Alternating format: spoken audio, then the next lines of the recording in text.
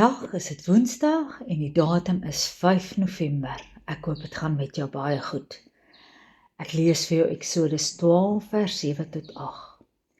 En hulle moet van die bloed neem en dit stryk aan die 2 deurposte en aan die bodrempel aan die huise waarin hulle dit eet. En hulle moet die vleis in dieselfde nag eet, oor die vuur gebraai, saam met ongesuurde brode, moet hulle dit met bitterkruie eet. Ons as mens vergeet so gou. Ons vergeet veral gou die mooi en die betekenisvolle dinge. Ja, ons onthou maklik die negatiewe en slegte goed. Dis asof die negatiewe makliker by ons kom vassteek. En ons het baie makliker herroep en moeilik vergeet. Net so vergeet ons ook baie gou God se grootheid en genade deur ons lewe lank. As ons bietjie terugdink en ons gebombardeer word oor al die negatiewe dinge, onthou ons altyd al die slegte goed soos die plaasmoorde, die bankrowe, die staatskapings, die bende geweld, dan is dit moeilik om die positiewe te onthou. Dis moeilik om op die positiewe in ons eie lewens te fokus. Dit is baie keer ook te verstaan dat ons as Christene ook baie keer fokus op die vrees en die dinge wat ons benoud maak en die onsekerhede. En ons as Christene is nie immuun daarteen nie.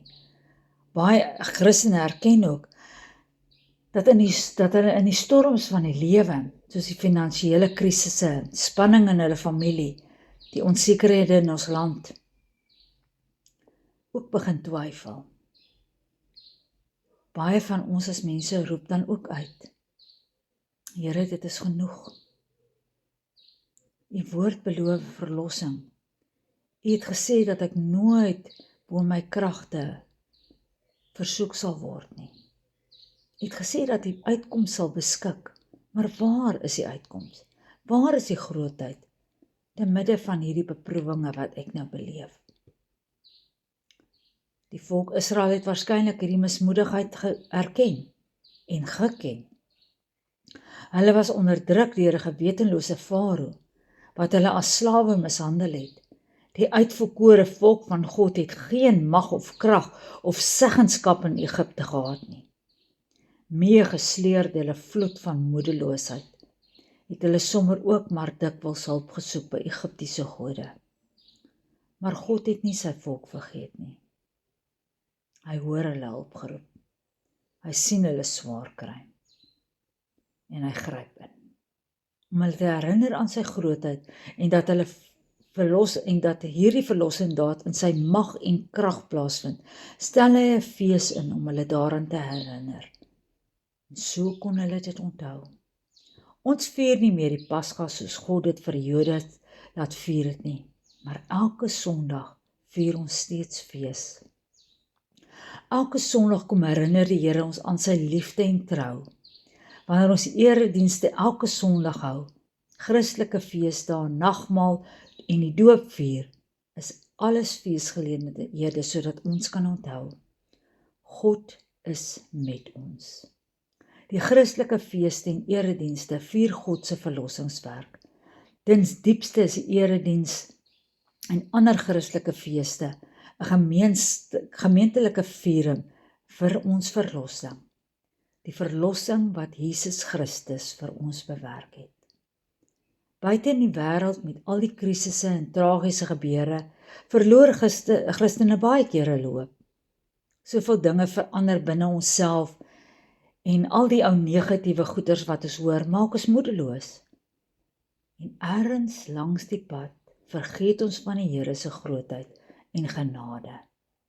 Daarom kan ek en jy elke Sondag kom feesvier saam met ander gelowiges. Kan ons herinner word aan God se liefde en beloftes.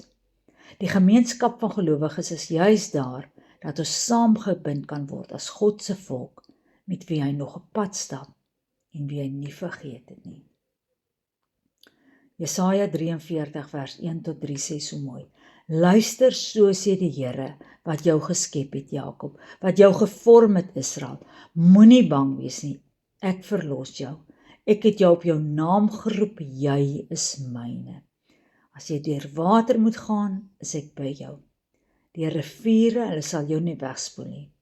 As jy deur vuur moet gaan, sal dit jou nie skroei nie. Die vlamme sal jou nie brand nie, want ek is die Here jou God, die Heilige van Israel, jou redder. Jare gelede was daar nie so baie tegnologie wat ons gehelp het om alles te onthou nie. Ek onthou nog hoe het ons kruisies op ons hande gemaak, of papiertjies teen die yskaste geplak, of rooi strikkies aan ons vingers gesit om ons te help onthou. Daar is vandag baie hulpmiddels op die mark om ons te help onthou.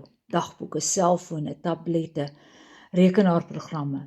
Net so wil die feeste ons in die kerk vier help onthou dat God vir ons lief is.